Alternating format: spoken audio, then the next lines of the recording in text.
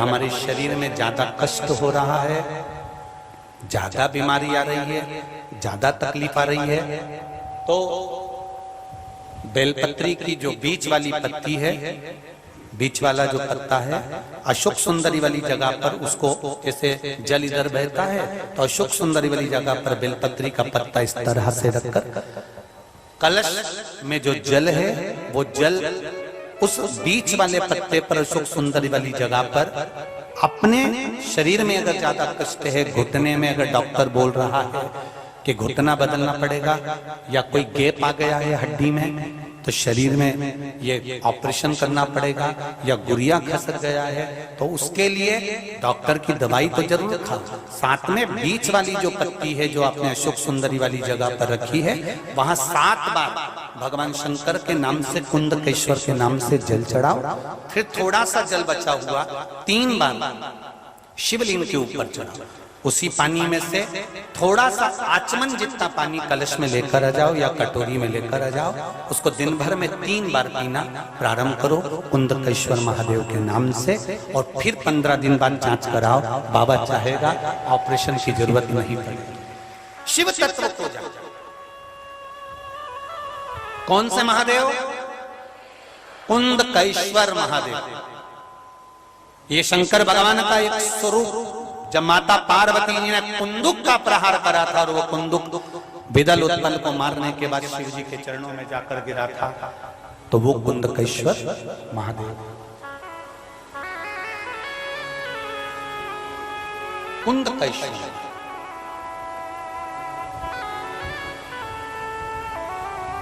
कभी मौका मिले आप एक दूसरे के संपर्क में जब आए, एक दूसरे से जब मिलना होता है तो एक बार मुख से दिन भर में प्रयास करा करो, 1 बार 2 बार आपके मुख से श्री शिवाय नमस्तुभ्यम निकल जाए, इतना प्रयास जरूर करना। मंदिर विश्वनाथ के दर्शन कर रहे हो, बहुत सारे लोग दर्शन कर रहे हैं, एक बार जमकर चिल्लाकर बोल ही देना कि श्री शिवाय नमस्तुभ्यम। काल भैरव का दर्शन कर रहे हैं, देवी का दर्शन कर रहे हैं, किसी शंकर मंदिर का दर्शन कर रहे हैं, एक बार जम के आवाज लगाकर कहना। उसका कारण है अपने भीतर की जो काम, लोभ, आसक्ति, वासना, तृष्णा, कोई पाप कर्म हमारे जीवन में हमारे द्वारा कोई पाप, ऐसा नहीं कि संसार में कोई व्यक्ति ऐसा हो गया जिससे पाप नहीं होता। श्रीमद् भागवत कहती है 4 स्थान पर हर व्यक्ति से पाप होता है। पहला, झाड़ू लगाते समय छोटे छोटे जीव मर जाते हैं, पाप हो जाता है। अग्नि जलाते समय पतंगे जल जाते हैं, पाप माथे चढ़ जाता है। नहाते समय, कपड़ा धोते समय, स्नान करते समय, बर्तन मांजते समय छोटे छोटे जीव मर जाते हैं, अपने को नहीं दिखते, पाप माथे चढ़ जाता है। चौथा, घर से जाते समय अपने पांव के नीचे, चप्पल के नीचे छोटे छोटे जीव मर जाते हैं, पाप माथे चढ़ जाता है। 4 स्थान पर हर व्यक्ति से पाप होता है, चाहे कोई भी। ये पाप की गठरिया उसके मस्तक पर बंधी रहती है। पाप कहां जाकर कम होता है? जब हम किसी देवालय में, कथा में, मंदिर में पहुंचते हैं और हमारी नाभि से जब आवाज निकलती है। तुमने कई बार देखा होगा, विश्वनाथ जी के दर्शन करने जाते होगे या भगवान के मंदिर दर्शन करने जाते होगे तो कई बार आप लोगों ने देखा होगा कि कई साधु, सन्यासी या कोई संत इतनी जम के चिल्लाता है कि अपने को डर लग जाता है। आते से चिल्लाएगा, एकदम मन में भय लगेगा, कौन चिल्लाया? कारण क्या? वो चिल्लाया नाभि से। क्यों चिल्लाया? 4 स्थान पर पाप होता है, वो पाप कहीं नहीं कटता। मरने से पहले उस पाप को अगर काटना है तो या तो शिव महापुराण की कथा में जाकर या शंकर के मंदिर में जाकर जम के बाबा को पुकार लो, कट जाता।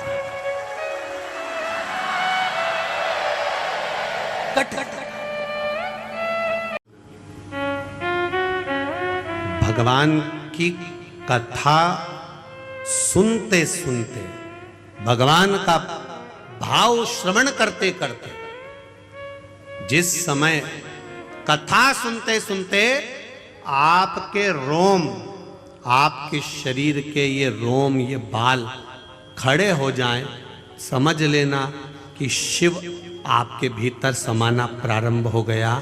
अगर कथा सुनते सुनते आपके रोम उमंग से भर जाएं, कथा सुनते सुनते आपके ये बाल, आपके ये रोम खड़े हो जाएं, तो समझ लेना कि तुम्हारी दुख की घड़ी में शिव खड़ा होना प्रारंभ हो गया। ये कथा तत्व है, ये रस तत्व है,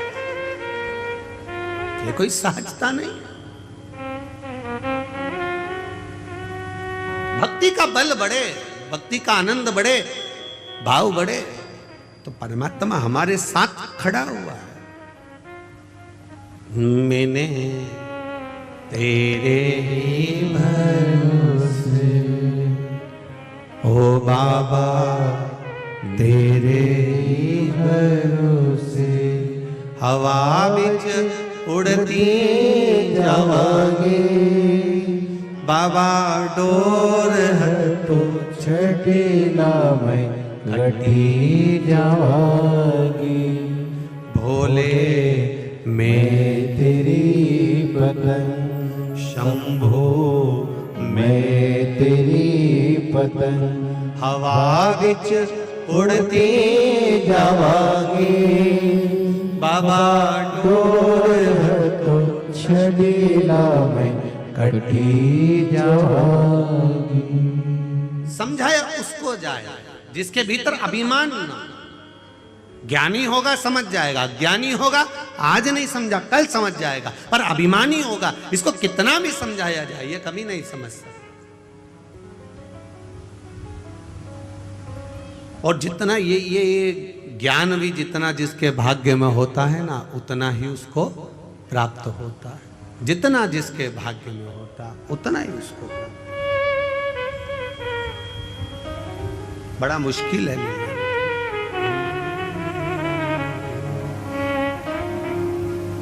मेरे भोले के दरबार में सबका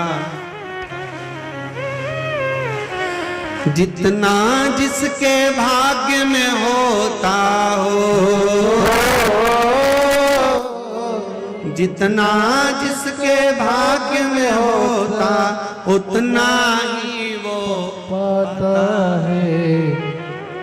मेरे भोले के दरबार में सबका खाता है। शिव लहरी के दरबार में सबका खाता है। मेरे भोले के दरबार में सबका खाता है। ओ शिव लहरी के दरबार में सबका खाता है।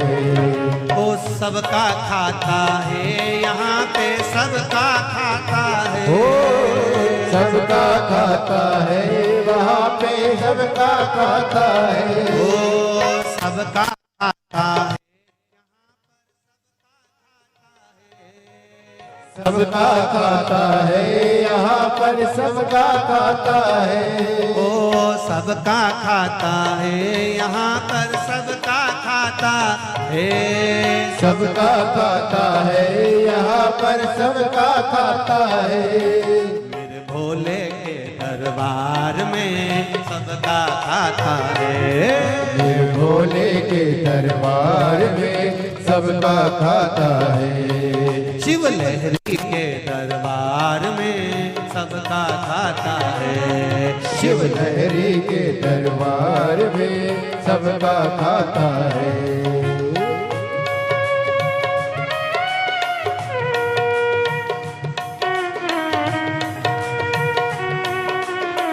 शंभो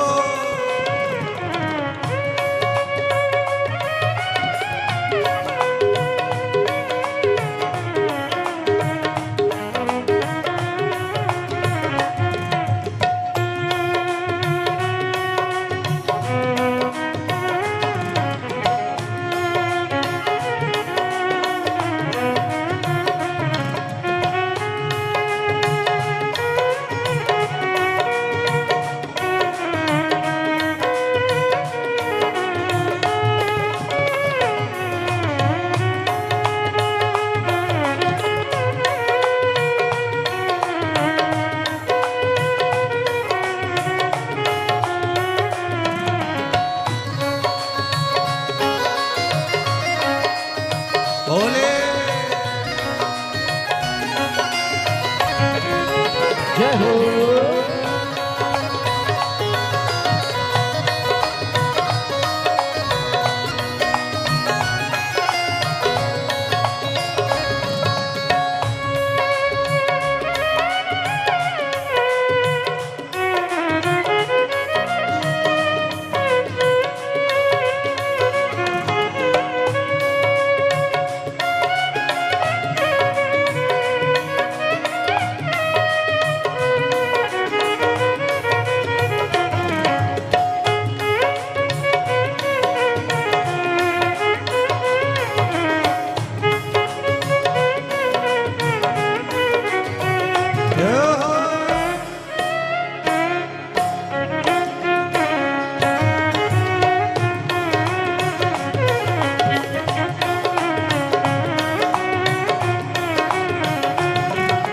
चाहे अमीर हो चाहे गरीब हो उनको एक समान हो उनको एक समान, उनको एक समान। चाहे अमीर हो चाहे गरीब हो उनको एक समान उनको एक समान, सबको एक समान।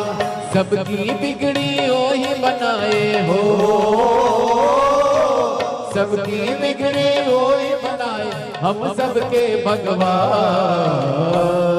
मेरे भोले के दरबार में सबका खाता है शिव लहरी के दरबार में सबका खाता है सबका खाता है, यहाँ पे सबका खाता है।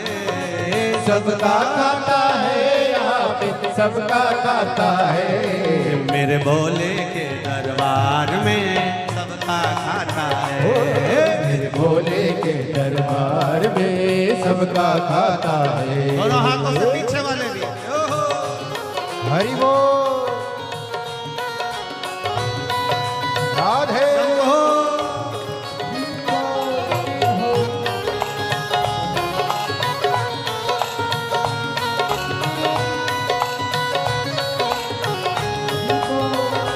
हरि बोल राधे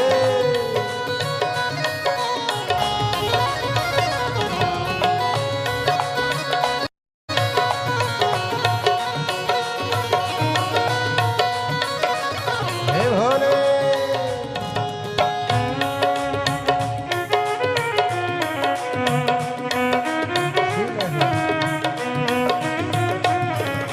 भोले हरि बोल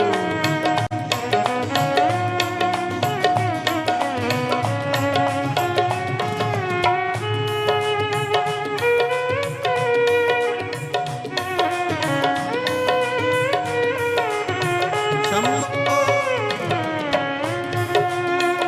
हरि बोल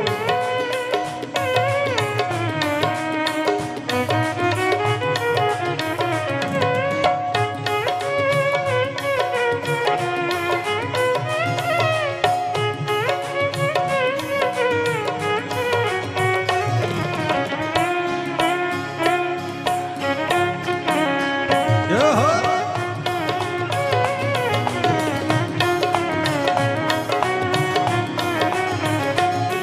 बस धर्म किए जा धन की इच्छा मत कर तू इंसान मत कर तू इंसान, मत कर तू इंसान। बस धर्म किए जा धन की इच्छा मत कर तू इंसान मत कर तू इंसान, मत कर तू इंसान। जैसा तेरा कर्म है वैसा हो जैसा तेरा कर्म वैसा फल देता भगवान मेरे भोले के दरबार में सबका खाता है। शिव भोले के दरबार में सबका खाता है जितना जिसके भाग्य में होता हो, जितना जिसके भाग्य में होता उतना ही फल पाता है। भोले शिव लहरी के दरबार में सबका खाता है शिव लहरी के दरबार में सबका खाता है सबका खाता है, यहाँ पे सबका खाता है। वो सबका खाता है, यहाँ पर सबका खाता है। वो सबका खाता है, यहाँ पर सबका खाता है। सबका खाता है, यहाँ पर सबका खाता है। मेरे भोले के दरबार में सबका खाता है। मेरे भोले के दरबार में सबका खाता है। शिव लहरी के दरबार में सबका खाता है। शिव लहरी के दरबार में सबका खाता है।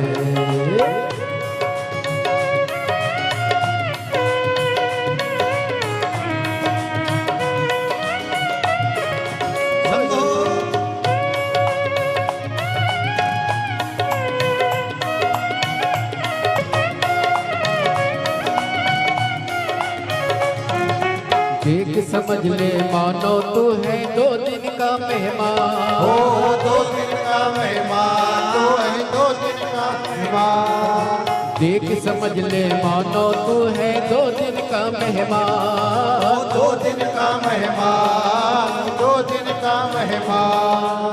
कितने आकर चले गए हैं हो, कितने आकर चले गए कोई जाने को तैयार। मेरे भोले के दरबार में सबका खाता है। मेरे भोले के दरबार में सबका खाता है।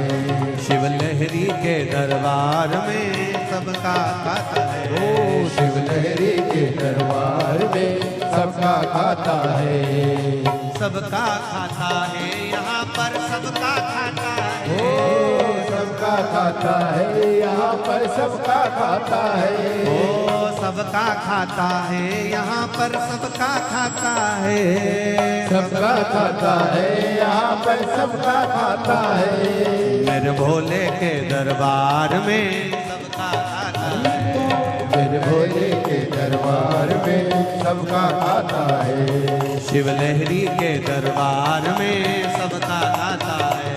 शिव लहरी के दरबार में सबका खाता है। मेरे बाबा के दरबार में सबका खाता है। मेरे बाबा के दरबार में सबका खाता है। मेरे बाबा के दरबार में सबका खाता है। मेरे बाबा के दरबार में सबका खाता है। हार हार महादेव।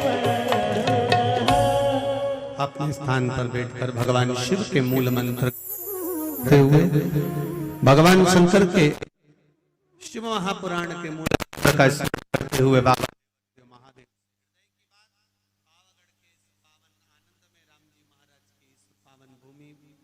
पर कंजरी में बैठकर भगवान शिव से अपने दिल की बात भाव से कहेंगे। श्री शिवाय नमस्तुभ्यं। श्री शिवाय नमस्तुभ्यं। श्री शिवाय नमस्तुभ्यं। श्री शिवाय नमस्तुभ्यं। श्री शिवाय नमस्तुभ्यं। भोला सब दुख काटो मारा। ओ भोला सब दुख काटो मारा। शिव शंकर जपू तेरी माला।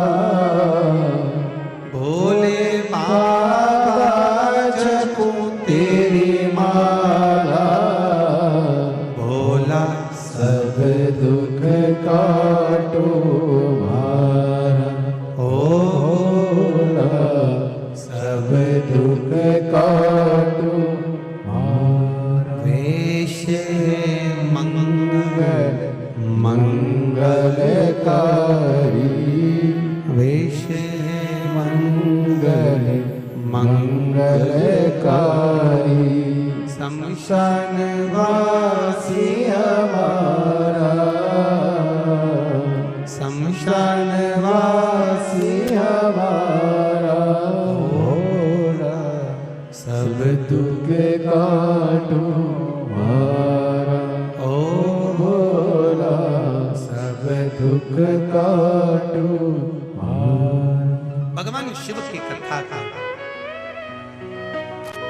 कुबेर ने भेजा जरूर पर समझा नहीं पाया। रावण को कहा, क्रोध आ गया।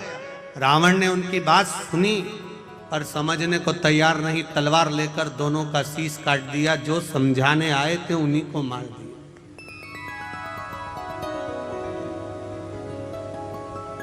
हमारी भी आदत है, कोई अगर समझाता है, ज्ञान देता है, तो हम भी शीश नहीं काटते, उसकी बात काट देते हैं। हमारी भी आदत है। पर कभी विचार करिए, कभी अपने जीवन में इस बात को उतारने का प्रयास करना कि कोई सद्गुरु, कोई संत, कोई साधु, कोई सन्यासी, कोई तपस्वी, कोई साधक, कोई भगवंत, कोई साधना करने वाला, भजन करने वाला, कोई घर का बुजुर्ग, वयो वृद्ध, बड़ा हमको समझाता है तो हमारे नुकसान के लिए नहीं, हमको उन्नति की सीढ़ी पर चढ़ाने के लिए समझाता है।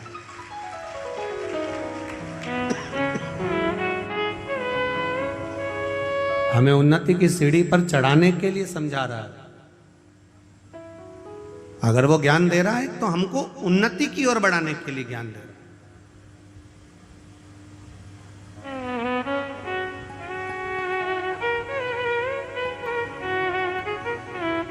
समझा नहीं लंकाधिपति, उठाया तलवार, चल दिया कुबेर के उस अलकापुरी में और जाकर इतना उपद्रव मचाया, इतना उपद्रव मचाया, सबको मार गिराया। पुष्पक विमान को छुड़ा लिया। कुबेर को देवताओं ने ले जाकर एक स्थान पर छुपा दिया जहां उनका उपचार हुआ, वो ठीक हो गए। अब पुष्पक विमान पर बैठकर लंका अधिपति रावण अपने मन के अनुसार चलने वाले, मन की गति से बराबर से भी तीव्र चलने वाले पुष्पक विमान पर बैठकर घूमने चल दिया। अब देखिए शिवपुराण क्या कह रही है। अब चला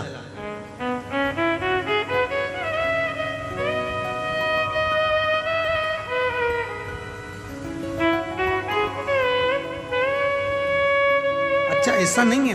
पुष्पक विमान पर जब वो बैठा,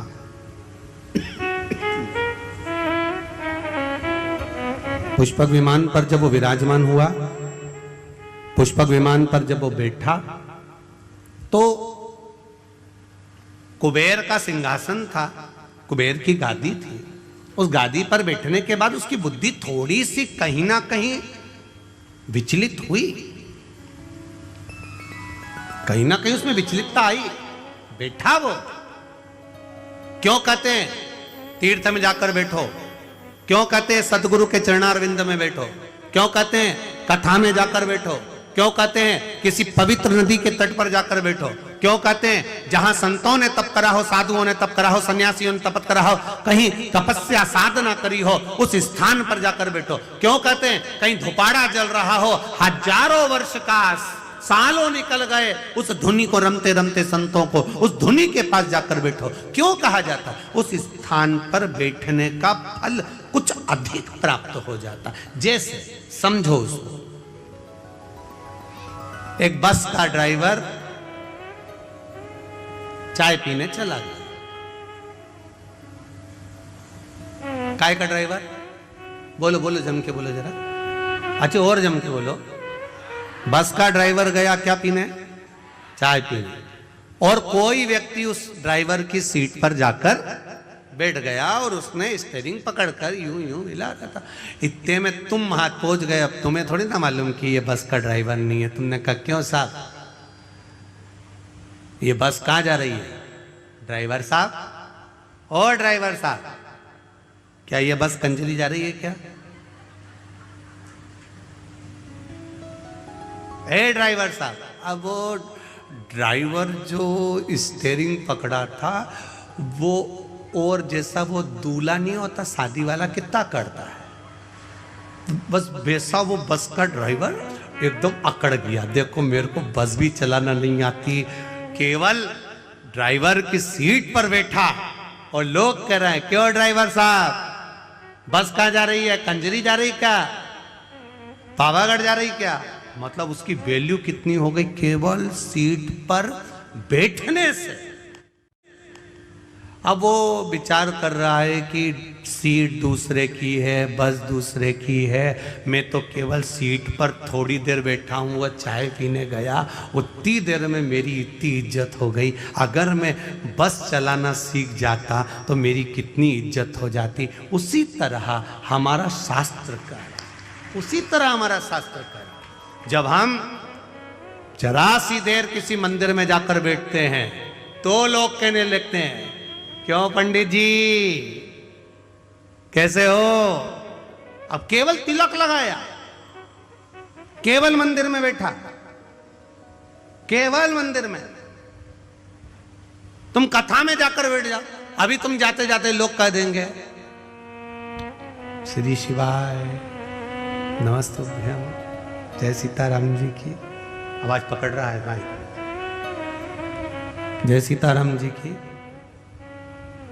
श्री शिवाय नमस्तुभ्यम, तुरंत कहने लगे, तुरंत। फिर कोई से बात होगी तो कह देंगे साहब वो तो भगवान की कथा में रमी रहती है, उसको तो कथा इतनी अच्छी लगती है कि कहीं पर भी हो न वो दौड़ के चली जाए। तो कोई कहेगा वो तो संतन हो गई रे, भगवान तो हो गई, वो तो सन्यासन हो गई, वो तो साधु हो गई। अब पद बड़ा कि नहीं बड़ा, भले तुम कथा सुनने आए, भले तुम आए, वो होता ना, वो कहे ना, एक व्यक्ति बार बार घड़ी देख रहा था, बार बार घड़ी देख रहा था, तो एक गुरुजी ने पूछ लिया कि तू घड़ी देख रहा है, तेरी घड़ी में क्या समय हो रहा है? 7:30 बज रही है। गुरुजी बोले बताओ मेरी घड़ी में तो 8 बज रही है और तेरी घड़ी में 7:30 बज रही है। तेरी घड़ी किससे मिली है? गुरुजी मैंने रेडियो से मिलाई है। अच्छा, मां से मिली है।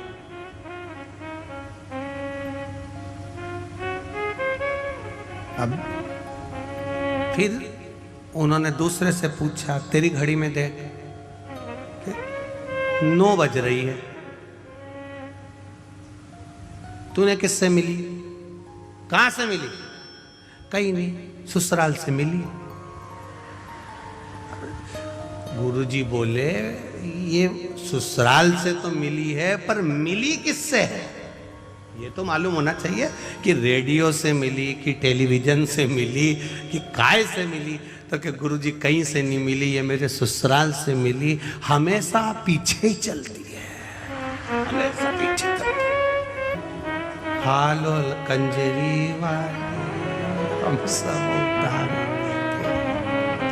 गए। शिव कथा कर रही। लंकाधिपति रावण गादी पर जब बैठा, थोड़ी देर जब विराजमान हुआ, उस समय पर जो कुबेर का सिंहासन था, उस समय पर रावण की बुद्धि थोड़ी बदली। किसी धोपाड़े के पास में धोनी रम रही हो, उसके पास में, संतों के पास में, गुरुजन के पास में, मंदिर में, सत्संग में, प्रवचन में, तीर्थ में, सरयू मैया के तट पर, गंगा मैया के तट पर, यमुना मैया के तट पर, नर्मदा मैया के तट पर, कहीं तीर्थ स्थान पर, अच्छी जगह पर, जहां संत साधु सन्यासी तपस्वी साधक उपासक जहां तप करे हो, उस जगह पर जाकर हम थोड़ी देर बैठते हैं। तो ये पक्का है, जैसे चाय पीने ड्राइवर चले गए और उसकी जगह पर बैठ गए तो लोग ड्राइवर कहने लगते हैं, उसी तरह हम जाकर बैठते हैं तो भगवान भी अपना समझने लगता है कि ये मेरा है, ये मेरा अपना है। उसको लगता है ये बैठ गया है, अब सही जगह पर जाकर बैठा है, अच्छी जगह पर बैठा है, ये मेरा होता गया है, ये मेरा हो गया।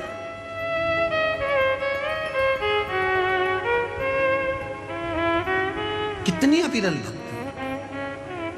समझाया, रावण नहीं समझा, विमान पर बैठा, भाई को मारकर भगाया, सारे पूरे अलकापुरी पर अपना आक्रमण कर लिया, और जब पुष्पक विमान में बैठकर चला और विमान में बैठकर मन की गति से तेज चलने वाला वो विमान एक जगह पर जाकर धीमा हो जाता है, एक जगह पर जाकर स्लो हो जाता है। जब गाड़ी एक जगह पर कहीं स्पीड ब्रेकर आ गया और वहां स्लो हो गई, तब समझ में आया कि मेरा विमान यहाँ धीमा क्यों हुआ, यहाँ धीमा क्यों हुआ। तो क्या देखता है लंकाधिपति रावण कि नीचे एक बड़ा साला, बहुत बड़ा सारा एक नंदी, बहुत विशाल नंदी नीचे घूम रहा है और उस नंदी के ऊपर से, मात्र नंदी के ऊपर से वो पुष्पक विमान निकल कर जा रहा है और पुष्पक विमान की गति धीमी हो गई।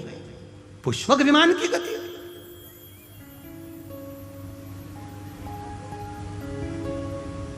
रावण के साथ में जितने लोग बैठे थे उस पुष्पक विमान में, सब रावण से कहने लगे, महाराज ये तो मन की गति से तेज दौड़ने वाला पुष्पक विमान है, फिर आखिर ये धीमा कैसे हो गया, ये स्लो कैसे हो गया, इसकी स्पीड कम क्यों हो गई, इसकी गति कम क्यों हो गई। रावण कहता है मुझे समझ में नहीं आ रहा, पर नीचे एक बड़ा सारा नंदी घूम रहा है, वो नंदी घूम रहा है इसलिए इसकी गति थोड़ी कम हो गई है। तो जितने बैठे थे, अब रावण इतना अहंकारी था तो उसको ज्ञान देने वाले कितने अहंकारी होंगे।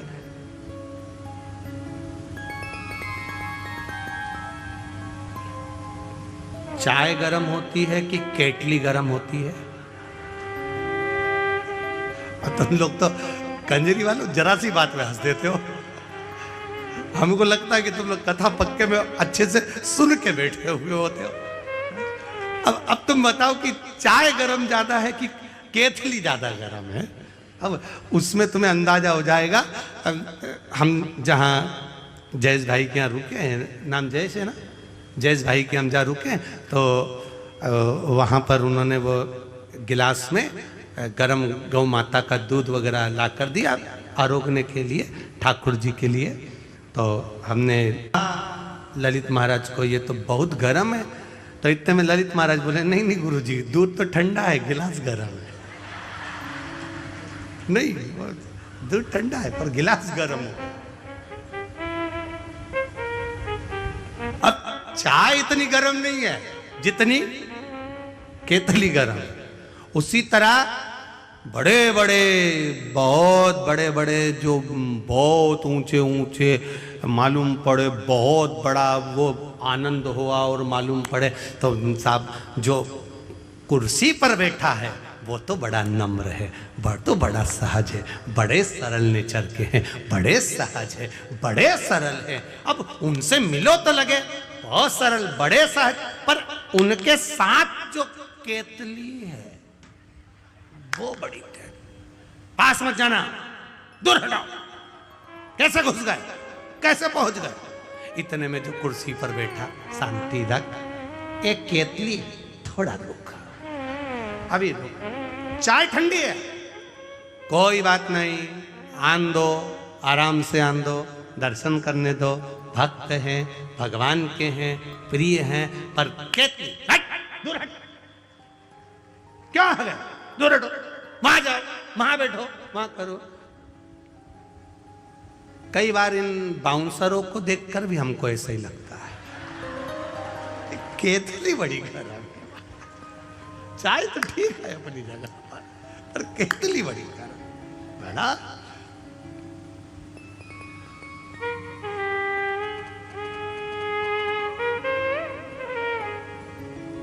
अभी हम आ रहे थे महाराज जी, तो आते आते अयोध्या वाले महाराज जी आए हैं, बहुत सटीक रहना।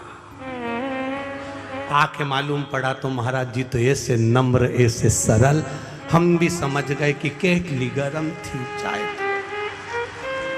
संत इतना सहज, इतना सरल होता है, ये देखने को मालूम पड़ता है। यहाँ संतों की सभा में संत विराजमान है, यहाँ गुरुजन बैठे, इतनी नम्रता, इतनी सरलता में, क्या सुंदर उन्होंने अपनी वाणी से कहा है। महाराज जी दंडवत करता हूँ, प्रणाम करता हूँ। आपकी सहजता, आपकी सरल, और एक थोड़े से प्रवचन में राष्ट्र उत्थान की भी बात कह देना, थोड़े से प्रवचन में आपके कल्याण की भी बात कह देना, थोड़े से प्रवचन में राम भक्ति की ओर अग्रसर कर देना।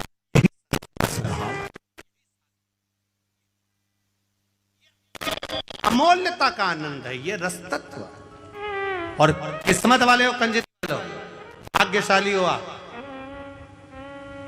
जो हमारे बीच में इन पूज्य गुरुदेव का दर्शन अयोध्या से यहाँ चलकर हुआ है। ऐसा लगता है राम स्वयं आए, वृंदावन से कृष्ण स्वयं आए, ऐसा लगता है मेरा राघव यहाँ पहुंच गए। ये तत्व हमारे भीतर, ये सुख हमारे। अब उतरा सिंहासन नीचे, नीचे उतरा और सिंहासन नीचे उतरते से पुष्पक विमान पे से नंदी के सामने राम के सामने खड़ा होकर कह दिया लंकाधिपति ने, तुम कौन? नंदी कहता है मैं नंदी। आप कहां जा रहे हो? हमें उस मार्ग पर जाना है। नहीं, उस मार्ग पर तो मेरा देव महादेव रहता है, मेरा महादेव। रावण कहते हैं कि ये महादेव रह रहे हैं। हाँ, तो वो तो भस्म रमाने वाला, जटाजूड़ बांधने वाला, मृगछाला पहनने वाला, गले में रुद्राक्ष की माला पहनने वाला, सर्प गले में धारण करने वाला, बिच्छू पहनने वाला, एक साधारण सा, साधारण, एकदम सहज सरल साधारण, तो उसमें दिक्कत क्या है? विमान तो ऊपर से जाएगा, महादेव तो नीचे बैठे हैं, फिर से दिक्कत क्या है? क्या तकलीफ? आज भी हमारे सनातन धर्म में, आज भी हमारे सनातन धर्म में भगवान का मंदिर होता है, शिवजी विराजमान होते हैं, शंकर भगवान बैठते हैं या राम जी बैठे हैं या भगवान कृष्ण बैठे हैं या देवी भवानी बैठे, जो भी देवता बैठते हैं, उसका आकृति ऐसी बनाई जाती है कि उसके ऊपर कोई पांव न रख पाए, कोई चढ़ ना पाए। लंकाधिपति रावण, तेरा विमान अगर ऊपर से जा रहा है तो उसमें श्रेष्ठता नहीं, क्योंकि मेरे महादेव बैठकर तप साधना कर रहे हैं, माँ जगज्जननी पार्वती के साथ मेरे महादेव बैठे हैं। रावण ने कहा, अब इसको जब कुबेर नहीं समझा पाया, देवता नहीं समझा पाए, तो इसको ये नंदी कैसे समझा देगा? नंदीश्वर ने समझाना चाहा, नहीं माना, खूब समझाया, नहीं माना, खूब समझाया,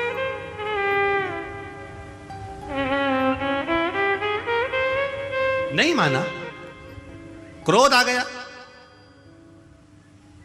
अब विद्वान हो, विद्यावान हो, विद्यावान को समझाओगे क्रोध नहीं आएगा, विद्यावान को कहोगे तो क्रोध नहीं आएगा, पर जिसमें विद्वत्ता भरी होगी, जिसमें अहंकार भरा होगा, जो अपने आप को विद्वान समझता होगा, उसको अभिमान का, अहंकार का क्रोध तुरंत आ जाए। रावण को क्रोध आ गया, मेरा रथ निकलेगा तो यहीं से, पुष्पक विमान निकलेगा तो यहीं से, शंकर भगवान को उठाकर मैं ले जाकर दूसरी जगह रख देता हूं, दूसरी जगह रख दूंगा।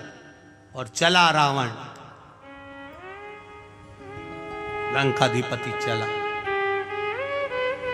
जहां शंकर पार्वती जी मेरे देव अधिदेव महादेव मां जगज्जननी के साथ विराजमान थे। लंकाधिपति रावण ने उसी कैलाश पर्वत को हाथ में उठाकर एक कोने में रख दूंगा और मेरा रथ, मेरा विमान यहीं से निकलेगा। मेरे विमान को कोई स्लो कर दे, उसकी गति धीमी कर दे, यह हो नहीं सकता। और जो हाथ पर पर्वत को उठाया, थोड़ा सा ही उठा था, इतने में महादेव को मालूम पड़ा कि नंदी ने समझाया पर नहीं समझा। तब मेरे महादेव ने अपने पैर का अंगूठा जैसे ही नीचे करा, करते से ही दोनों हाथ लंकाधिपति रावण के उसमें दब गए। रावण भी विद्वान था, जब शीश 10 थे तो हाथ भी इतने थे, दूसरे लगाए। शिव जी ने कहा तू लगा ही ले, लगा दम, लगा, उठे नहीं, हाथ दब गए। पर्वत के नीचे चिंगाड़ पड़ा, चीख पड़ा, भयंकर नाद करने लगा। ऐसी गर्जना करी कि जिन नारियों का गर्भ था वो वहीं गिर गया। इतना भयंकर चिल्लाया लंकाधिपति रावण, इतना भयंकर। नंदी ने देखा, नंदी ने देखा। अभी इससे पहले जो कथा थी, कहाँ थी? परभणी महाराष्ट्र में, उसमें आपको एक बात कही थी, वक्ता से समझ जाओ तो ठीक है, नहीं तो वक्त जब समझाता है तो अच्छे अच्छे को हिलाकर रख देता है। परभणी की कथा में एक बात कही थी, वक्ता से समझ जाओ तो ठीक है, नहीं तो वक्त जब समझाएगा तो रुला रुला कर समझाएगा। इसलिए वक्ता और वक्त में अंतर है।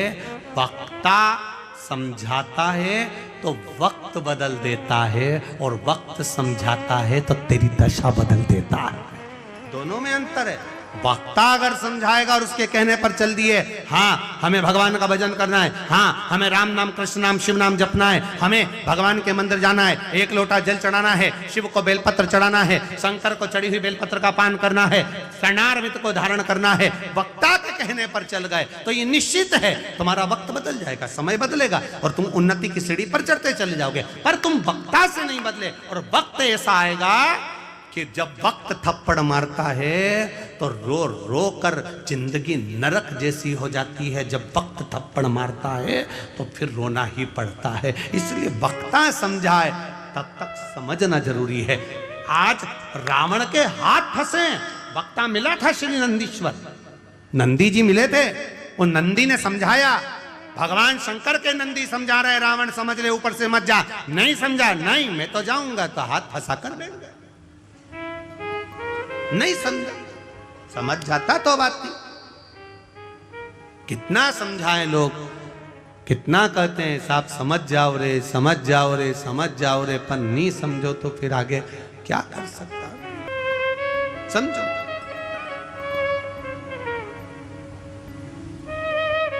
अब बैठे नहीं, रावण चीख रहा है, हाथ दबा हुआ है, चिंगाड़ रहा है, चिल्ला रहा है,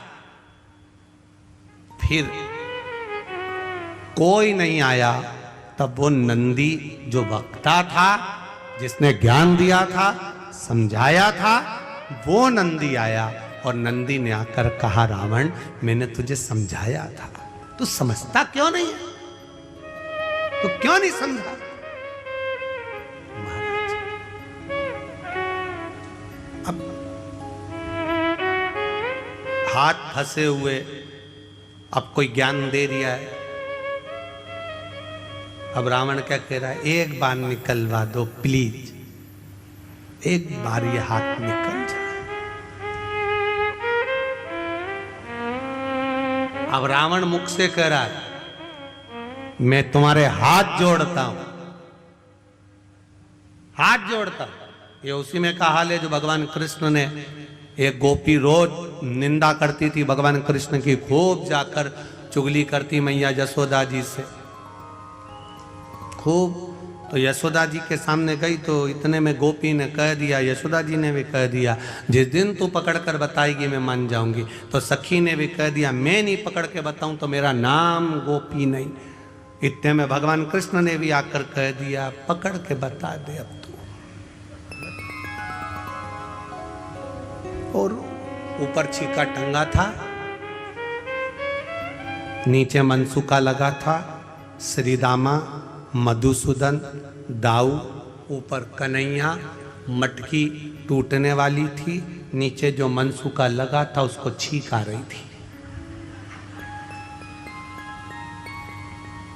अब हाथ थे घुटने पर, एक के ऊपर एक चढ़े थे, हाथ खुला होता तो नाक दबा लेता तो छींक बंद हो जाती, पर हाथ भी ऐसे तो वो नीचे से यूं यूं मचल रहा, और ऊपर कन्हैया चढ़े थे और मटकी टूटने वाली थी, इतनी देर में नीचे से छींक दिए, जो छींके सब नीचे टपक गए।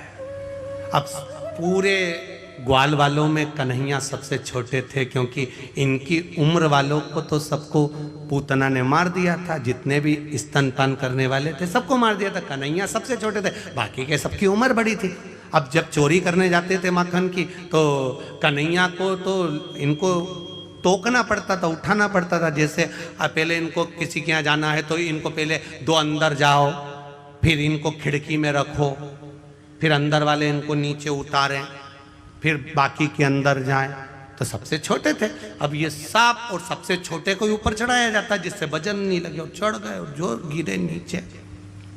अब उस समय कन्हैया को बोलना भी नहीं आता था इतना। अब सब भाग के यमुना जी के घाट पर पहुंच गए। अब यमुना जी के घाट पर पहुंचे, इतने में कन्हैया ने उसी समय पर पूछ लिया, कौन छीता? अब बोलना तो आ नहीं जाता, थोड़ी तोतरी तोतरी भाषा थी। कौन छीका की जगह बोला कौन छीता। अब हो जाता है कभी कभी वाणी का थोड़ा थोड़ा सा वो हो जाता है। एक वो कहते ना थानेदार जो था, एक पुलिस वाले ने रात को किसी को रोड पे रोक लिया, आधी रात का समय। क्या है तेरे बैग में? बताते हैं। क्या है तेरे बैग में? बताते हैं ना। अरे तो बैग में क्या है? बताते हैं ना। इतने में वो पुलिस वाले से रोज भिड़ रहा रात को, पुलिस वाला उसको पकड़ के थाने ले गया। सर, साहब ने पूछा कौन है ये? सर इसके बैग में कुछ है और बता नहीं रहा। कुर्सी पे बैठे हुए टीआई साहब ने पूछा क्या है तेरे बैग में? बताते हैं ना। अरे तेरे बैग में क्या है? बताते हैं ना। इतने में टीआई साहब को गुस्सा आ गया, उन्होंने हवलदार को बुलाया, खोल इसका बैग। उसमें जो वो बैग खोला उसमें से बतासे निकले। जो बतासे निकले, टीआई साहब बोले इसमें तो बतासे। तो बोला मैं तो तब से बोला बताते हैं बताते हैं बताते हैं बताते हैं। इतने में टीआई बोला इसकी दीवानी गड़बड़े, छोड़िया वापिस छोड़ो इसको, वापिस छोड़ो। एक ही बात में लगा है, बताते हैं बताते हैं। अब कन्हैया ने भी कह दिया कौन छीता? कोई नहीं बोला। तब मनसुखा बोला मैं छीका।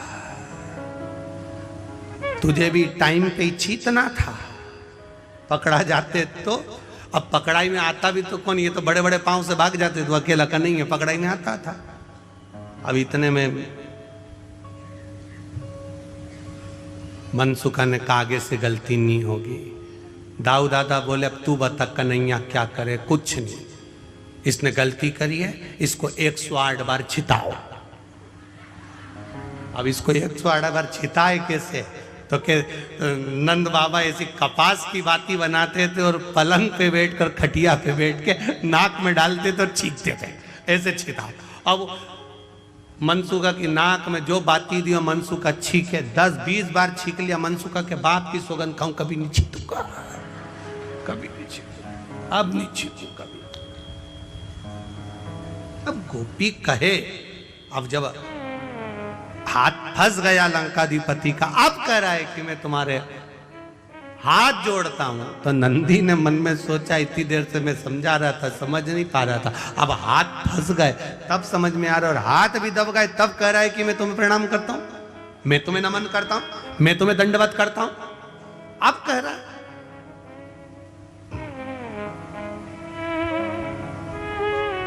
हाथ फंस। हम जब पूरी तरह से फंस जाते, बुरी तरह से फंस जाते, तब फिर हमको याद आता है कि हमें भगवान की शरणागति में जाना है, आखिरी में, अंत में। और अगर हम पहले ही पहुंच, एक पत्र आया है बड़ा सुंदर है, देखिए।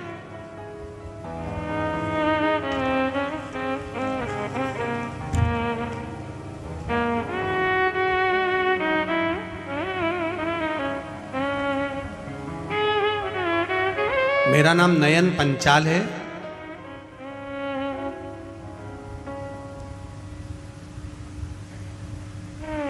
अहमदाबाद वस्त्रापुर से हूँ। मोबाइल नंबर ये कहाँ है? आप ही हैं? दोनों हाथ हिला दो एक बार। श्री शिवाय नमस्तुभ्यम, श्री शिवाय नमस्तुभ्यम। मंत्र का क्या बखान करूं मैं, शब्द नहीं है। हम कनाडा टोरंटो में थे, वहीं मेरी पत्नी को पीलिया हुआ, उसे अस्पताल में भर्ती किया गया। डॉक्टर ने बताया कि इसे तो पेट में गठान है और कैंसर की है। कनाडा टोरंटो के बड़े से बड़े हॉस्पिटल में दिखाया गया और उसको कैंसर और कैंसर की गठान बताई गई। हम उसे इंडिया लेकर आए, यहाँ के डॉक्टरों को भी हमने चर्चा करी, उन्होंने भी कह दिया इसको ऑपरेशन करना पड़ेगा, इसके पेट में गांठ है और वो कैंसर की है। तब मेरी पत्नी की एक सहेली, उसने बताया कि श्री शिव महापुराण की कथा आस्था चैनल पर आती है, कभी समय मिले तो उसको सुनो और शंकर भगवान पर एक लोटा जल चढ़ाओ, श्री शिवाय नमस्तुभ्यम का जाप करिए और एक बेलपत्र शिव पर चढ़ी हुई भगवान शंकर से कहकर कि बाबा आप महामृत्युंजय हो और आप दुनिया के दुख हरने वाले हो, मेरा भी दुख, मेरा भी कष्ट हरिए, बाबा से प्रार्थना करें। तब हम शिव जी पे चढ़ा हुआ जल चढ़ाने लगे, अहमदाबाद के डॉक्टरों को दिखाने लगे। डॉक्टरों ने कहा इसका ऑपरेशन करना जरूरी है और तभी डॉक्टरों ने कहा इसको जॉन्डिस कैंसर की, इसको कैंसर जो है वो जो गठान है वो पीलिया के अंतर्गत हुई है और वो बड़ी है और कैंसर तो है ये निश्चित है।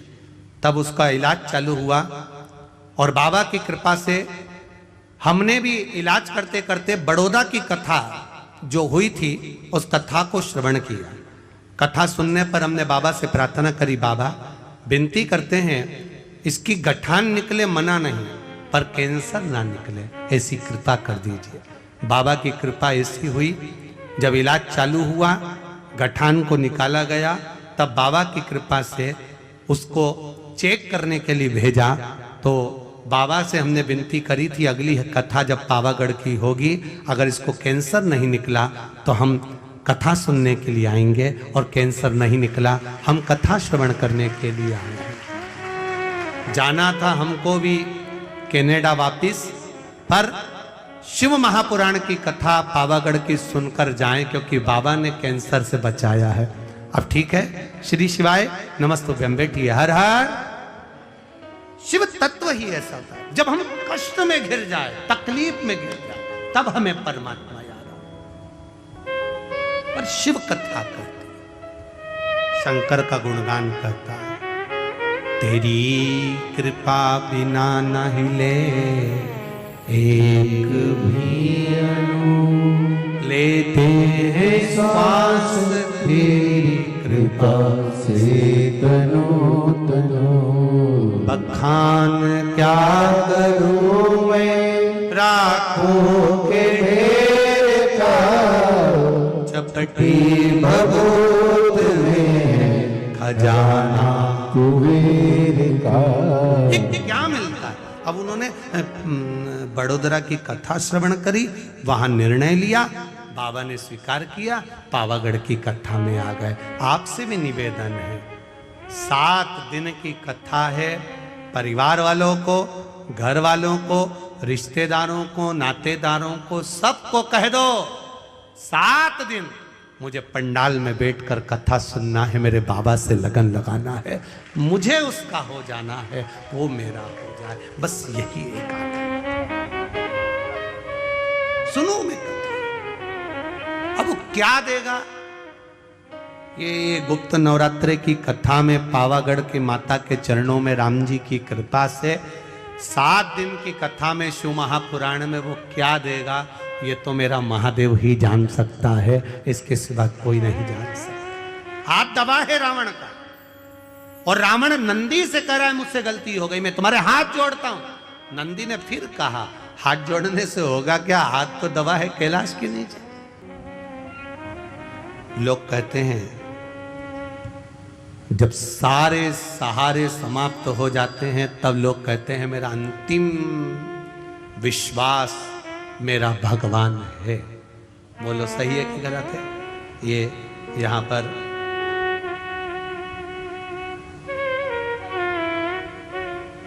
राहुल कुमार जी बैठे हुए हैं,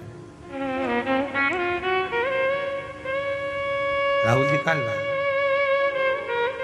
और जयंती भाई जी बैठे हुए हैं, संजय कुमार जयंती भाई जी। तो जब महाराज जी इन्हीं के स्वास्थ्य में गड़बड़ हो गया था। संजय जी के भयंकर कोरोना, भयंकर तकलीफ, हॉस्पिटल। डॉक्टर ने भी जवाब दे दिया जब इनकी धर्म पत्नी की आंख में जल भर गया कि अब कुछ भी नहीं बचा, तब महादेव से प्रार्थना करी। टीवी के सामने बैठकर शिव महापुराण की कथा सुनते सुनते कहा, तेरी कथा में करवाऊंगी, बस इनको अच्छा कर दे। ये शिव है। और आज संजय भाई जी और नवनीत जी, आपको बहुत बहुत साधुवाद जो गुरु जी की शरणागति में बैठकर आप शिव महापुराण की कथा करवा रहे। बैठिए, बहुत बहुत साधुवाद। हर हर बोल बम का नारा है, जम के बोलो जरा, बाबा एक सहारा है, एक सहारा। आपका विश्वास, आपकी दृढ़ता, ये छोटे से कस्बे में ये शिव महापुराण की कथा जरा विचार करिए। जो भूतों ना भविष्य थे, कभी सोचा ही नहीं होगा कंजरी वालों ने, हालोल वालों ने कभी नहीं सोचा होगा कि कथा हमारे क्षेत्र में हो जाएगी।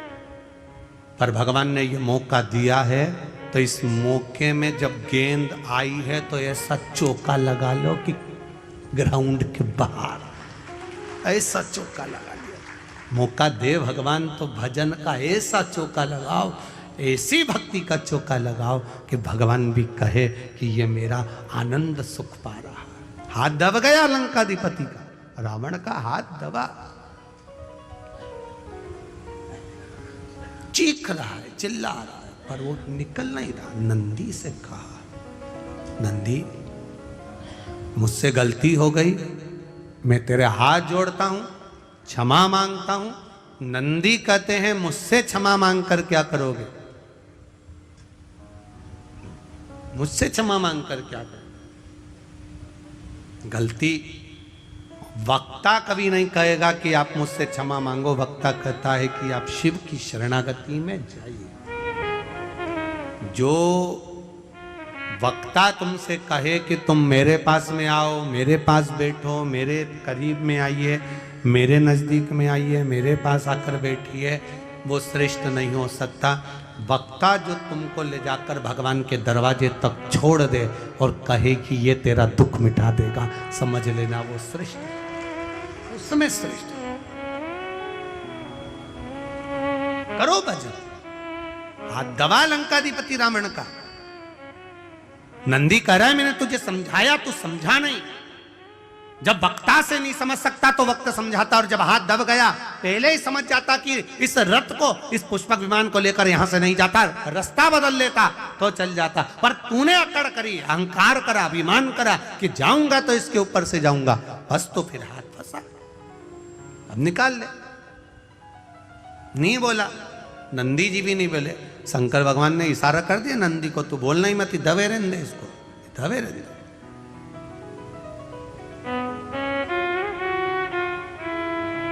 जब अभिमान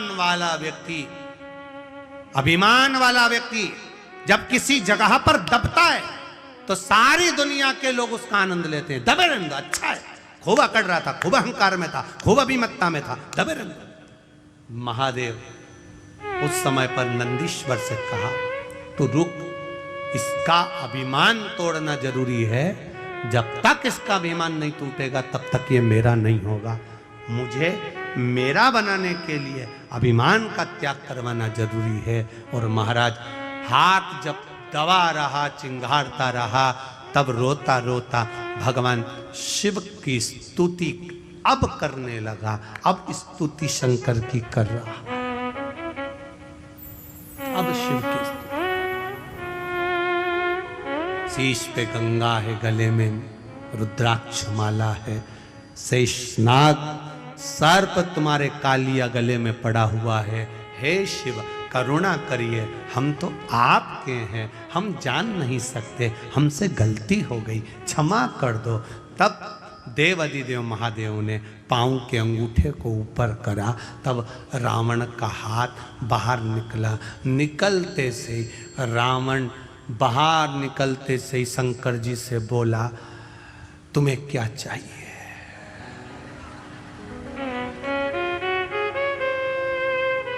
अब बताओ,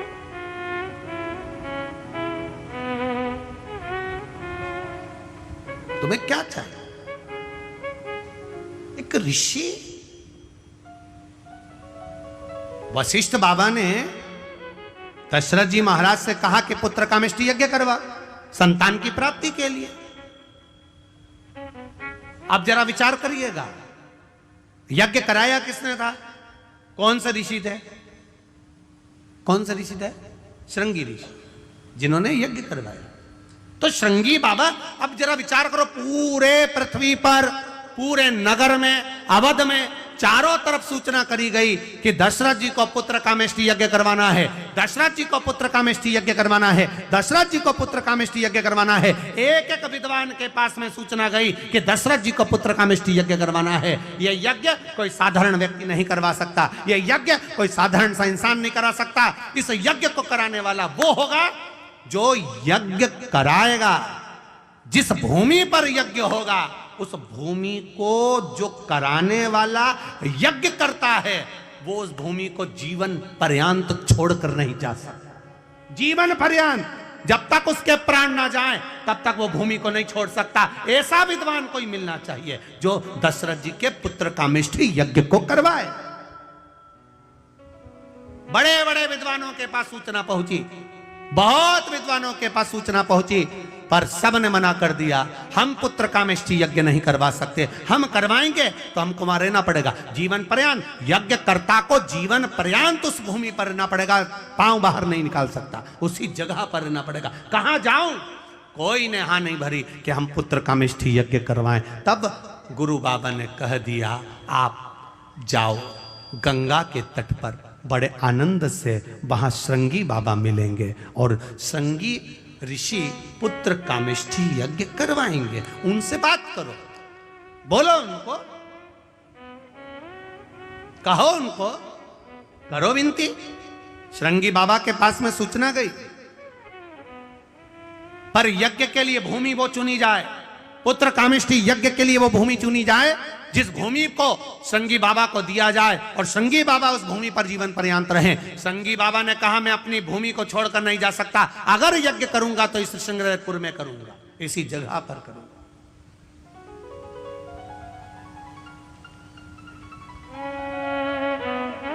जहां अयोध्या की आखिरी सीमा है, अवध की आखिरी सीमा है, अवध की आखिरी सीमा, उस अवध की आखिरी सीमा जहां है वहां पर बैठकर श्रृंगी बाबा पुत्र कामेष्टि यज्ञ करवाते हैं। तो दशरथ जी ने श्रृंगी बाबा से एक प्रश्न कर लिया, गुरुदेव मैंने इस यज्ञ के बारे में सुना है, जो यज्ञ कराएगा वो यहीं पर रह जाएगा, यज्ञ कर्ता को यहां रहना पड़ेगा, बाहर नहीं निकल सकता, एक पांव बाहर नहीं कर सकता। जितनी भूमि पर यज्ञ होगा वो भूमि उसकी हो जाएगी और वहीं उसको रहना पड़ेगा, उसी जगह पर। पहले ये नियम था सनातन धर्म में, आजकल तो वो नियम समाप्त हो गया। पहले जिस भूमि पर यज्ञ होता था वो भूमि यज्ञकर्ता की हो जाती थी, पहले ऐसा नियम था। उस भूमि पर जहां यज्ञ हो रहा है वो भूमि उसकी।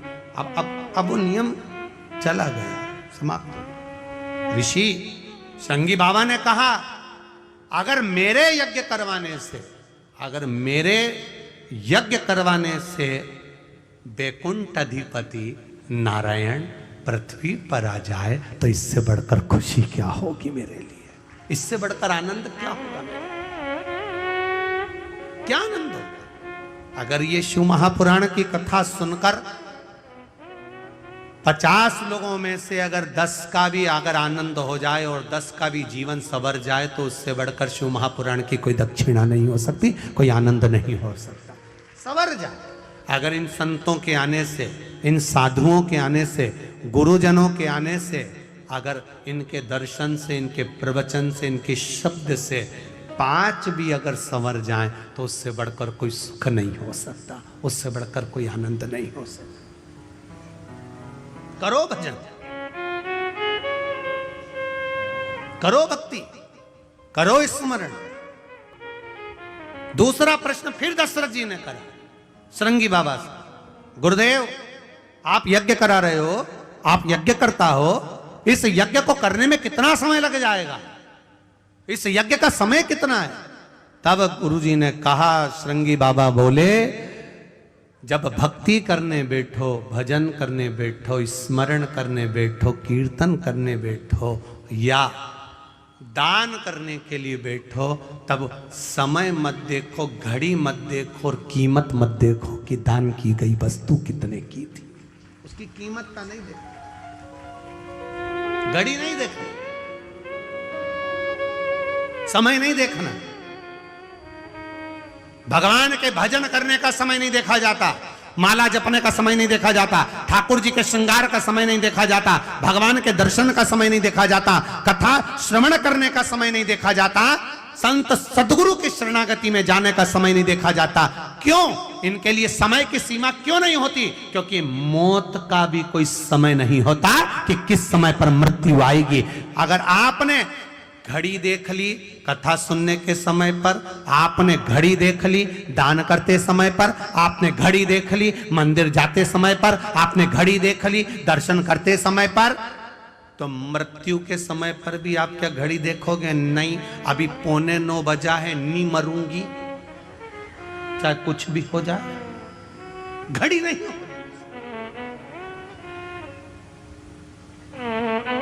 जाएगा जब यहां से कुछ भी ना पास होगा, 2 गज कफन का टुकड़ा तेरा लिबास होगा।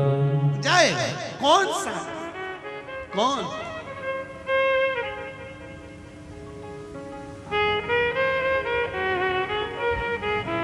महाराज,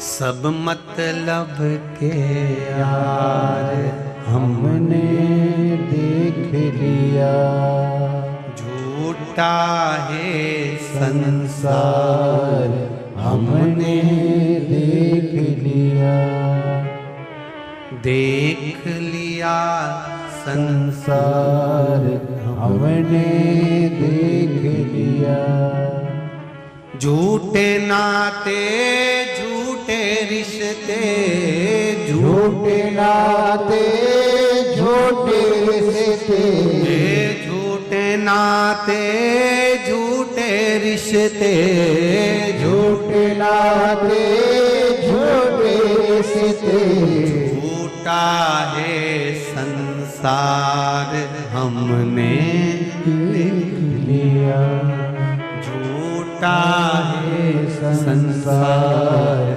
हमने देख लिया, सब मतलब के यार हमने देख लिया।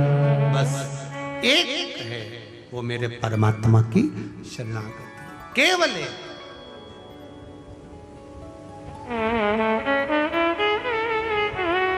और अंत समय प्रभु, बोलो सब, बोलो सबको याद है? हाँ बोलो जरा जम से। अंत समय प्रभु आना पड़ेगा, वचन दिया तो निभाना पड़ेगा, आए ना आए प्रभु कुटुंब कबीला, अंत समय प्रभु आना पड़ेगा, वचन दिया तो निभाना पड़ेगा, अंत समय प्रभु आना पड़ेगा, वचन दिया तो तो निभाना पड़ेगा। अंत समय कोई आए ना आए, परिवार कुटुंब कबीला नाते रिश्ते, कौन आया ना आया, आप जरूर आता है। वैकुंठ में रहने वाला वैकुंठ में रहता है, ब्रह्मलोक में रहने वाला ब्रह्मलोक में रहता है, इंद्रलोक में रहने वाला इंद्रलोक में रहता है, और मेरा देव अधिदेव महादेव मृत्यु लोक में रहता है। इसलिए तुरंत आता है, तुरंत, क्षण भर की देरी नहीं करता। आ जाए। और आया, शिव कथा कर रही है, भगवान शंकर का संवाद कर रहा है, शिव महापुराण की कथा कर रही है। वेद व्यास जी महाराज वर्णन कर रहे हैं, लंकाधिपति रावण हाथ छूटा, छूटते से ही महादेव से बोले क्या देऊं मैं आपको, मेरा हाथ छूट गया है। शिव जी कहते हैं कुछ मत दे दादा, कुछ मत। कोई कोई ऐसा होता है जो देने के बाद कभी नहीं कहता कि मैंने इसको दिया, और कोई कोई ऐसा होता है जो देने के बाद 25 बार कह देता है मैंने दिया। जैसे पहले कथा में कहा, एक व्यक्ति जा रहा था ससुराल, उसका दोस्त रास्ते में मिल गया। उसने दोस्त से मन में सोचा अकेला गाड़ी में जा रहा हूं, इसी को बिठा के ले जाऊं। उसको बिठा के ले, उसने कहा मेरे पास कपड़े नहीं है, तू क्या चिंता करता है, कुर्ता तो अच्छा लग रहा है, शर्ट अच्छी लग रही है, पजामा मैं दे दूंगा। उसने अपना पजामा दे दिया। अब पजामा दिया, ससुराल में वो दोस्त भी गया, सबने आदर करा, सम्मान करा, चाय पिलाई, सब कुछ करा। फिर किसी ने पूछ लिया ससुर जी ने, ये कौन है? मेरा दोस्त है, रोड पे खड़ा था, मैं अकेला आ रहा था, फ्री थी गाड़ी, मैंने कहा तू चल चल। कुर्ता इसी का है, पजामा मेरा है। अब दोस्तों को बुरा लगता है, बता, ये बताना कोई जरूरी है कि पजामा तेरा है? इसने तुरंत कोनी मार के कहा अक्ल नहीं तेरे में, पजामा तेरा है, इसलिए नहीं आ रहा था तेरे साथ में, तुझे बहुत अहंकार है ना, तू बार बार अपनी चीज बताता रहता, इसलिए नहीं आ रहा था। अब नहीं बताऊंगा, कसम से अब नहीं बोल लूंगा। इतने में इसके जमाई साहब के मामा जी ने कहा आप हमारे यहाँ शाम को भोजन करने आना। वहां चले गए, माँ भोजन करने गए तो मामा जी ने पूछ लिया जमाई साहब ये कौन है? मेरा दोस्त है, अकेला आ रहा था गाड़ी में तो इनको बिठा लाया। कुर्ता भी इनका है, पजामा भी इनका है। अब तो उसको और तेज मिर्ची लग गई, अब और क्रोध में आ गया। इसने फिर कोनी मार के कहा अकल नहीं है तेरे में? मामा जी ने पूछ लिया मतलब कुर्ता भी इनका है, पजामा भी इनका है, मतलब? इतने में उसने कहा कुछ नहीं, कुर्ता इन्हीं का था, पजामा मेरा। अब इसको फिर गुस्सा आ गया। इसने कहा तुझे ये बताना जरूरी था कि कुर्ता भी मेरा, पजामा भी मेरा? अब आगे से बोला है तो सोच लेना, मैं तो जा रहा। नहीं अभी मत जा, अपन चल। इतने में मौसी आ गई। मौसी ने कहा जमाई साहब कल सवेरे का भोजन हमारे यहाँ, ठीक है। जमाई भोजन करने का है, इसी को भी ले गए।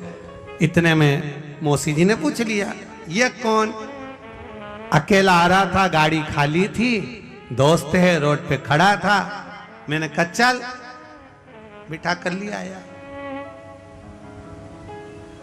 पजामे का कोई जिक्र नहीं करूंगा। अब इसको फिर गुस्सा आ गया। अब इसने बाहर निकल के इसको पकड़कर पजामा उतार के दे दिया, ले तू तेरा पजामा तू ही धर ले। जब देखो जब पजामा पजामा पजामा होता है। कई लोग एक डब्बा तेल देते हैं, कितना तेल?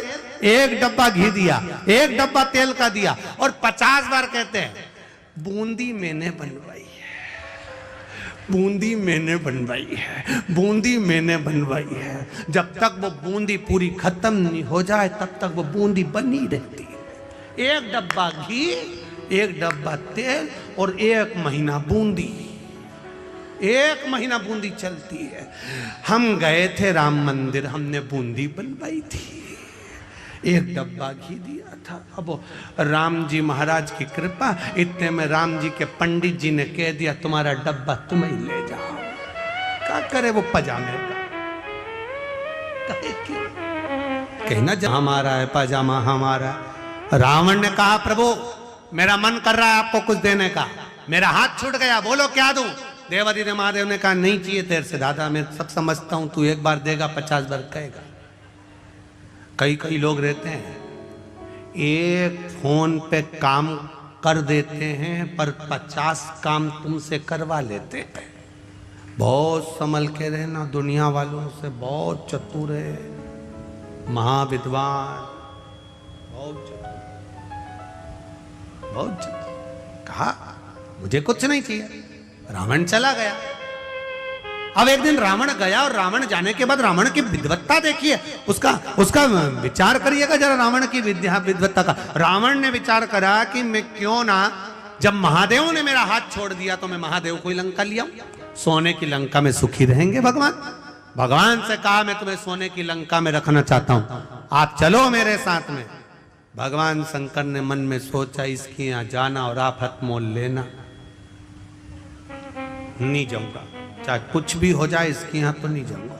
ये भी तप में लीन हो गया, मुझे महादेव को ले जाना है, मुझे देवाधिदेव महादेव को ले जाना है, मुझे शंकर जी को ले जाना है, ये भी तप में लीन हो गया। ऐसी तप साधना, ऐसी तप साधना, ऐसी तप साधना लंकाधिपति रावण ने करी, ऐसी तप साधना करी कि महादेव को प्रसन्न होना पड़ा। क्या चाहिए?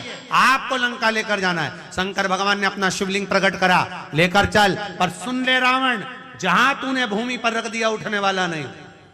मानना तो वाला है ही नहीं था, दे दिया शिवलिंग। रावण लेकर शिवलिंग को चला, चलते चलते बीच में समय आ गया, रावण को संध्या करना थी। इसने सोचा करूं क्या। रावण ने देखा शिवलिंग, शंकर भगवान ने भेज दिया गणेश जी को, बेटा अपने पिता के थोड़े से काम आ जाओ, जरा जाओ। रावण शिवलिंग को नीचे रखने लगे तो तू गोदी में ले लेना। गणेश जी छोटे से बच्चे का रूप रख कर गए, रावण के पास पहुंच गए। रावण बड़े बेचैन दिख रहे हो, क्या लेकर जा रहे हो? शिवलिंग लेकर जा रहा हूं।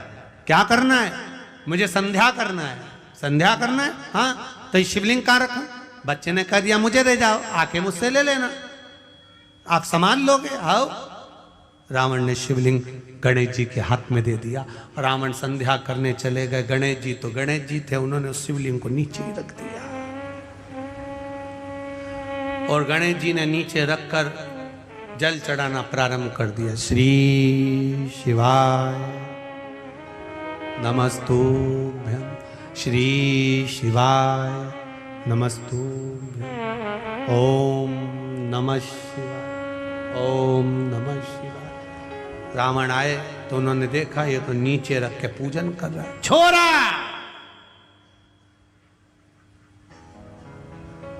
क्या बोलते गुजराती में? डीकरा।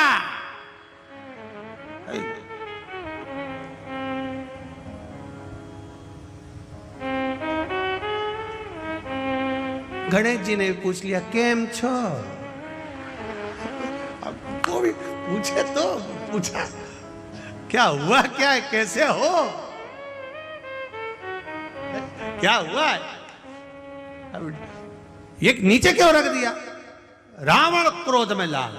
गणेश जी बोले बहुत भारी थे। रावण बोला एकदम हल्के थे, काय के भारी थे?